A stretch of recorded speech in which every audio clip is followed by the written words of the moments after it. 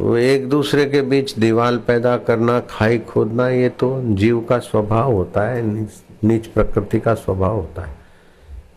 लेकिन चाहे 1000 जगह से उसके लिए खाई खोदो, लेकिन कभी भी गुरु शिष्य के बीच खाई खोदने की गलती नहीं करना चाहिए। बड़ा भारी भुगतान देना पड़ता है। उसकी सामने वाले की श्रद्धा की पतली सी डोर होती, लेकिन वो पतली डोर भी कहाँ पहुंचा देती।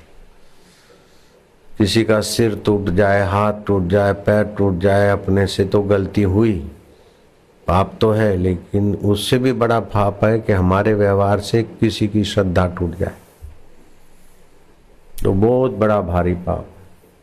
मैं किसी का हाथ तोड़ दूं, किसी का पैर तोड़ दूं, सिर तोड़ दूं, ये अपराध तो मैं मानता हूं, लेकिन मैं किसी की श्रद्धा तोड़ दूं तो ये जघन्य अपराध है। श्रद्धा गई तो बचा क्या? श्रद्धा पूर्वा सर्व धर्मा मनोरथा फल प्रदाहा श्रद्धया साध्यते सर्वम श्रद्धया तुष्यते हरि। अभी आपको 2-2.5 घंटे इंतजार कराया तो श्रद्धा रूपी माता ने करवाया, और वो 2.5 घंटे आपकी तपस्या में गिने गए तो श्रद्धा माता का ही तो सहयोग था। अभी जो आप सुन रहे तो उसके पीछे भी तो श्रद्धा देवी की गोद में बैठे हो, और सुना हुआ आप याद रखेंगे या पुण्य हो रहा है, संस्कार उज्जवल हो रहे हैं, इसमें भी तो श्रद्धा का ही सहयोग।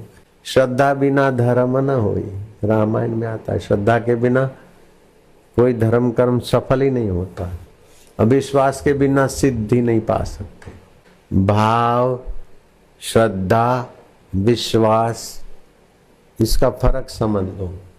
भाव में सात्विक भाव, राजस भाव, तामस भाव हो सकते, लेकिन श्रद्धा में वहां भगवान होते, भगवत भाव की प्रधानता होती।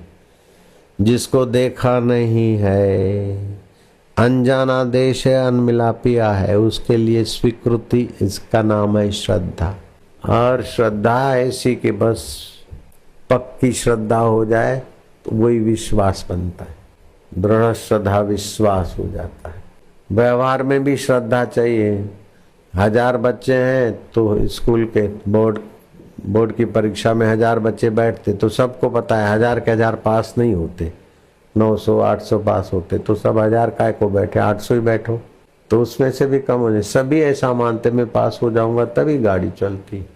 गाड़ियों में, बसों में बैठते, कई एक्सीडेंट हो जाते, कई रास्ते में मर जाते, फिर भी सारा यातायात चल रहा है श्रद्धा के बल से।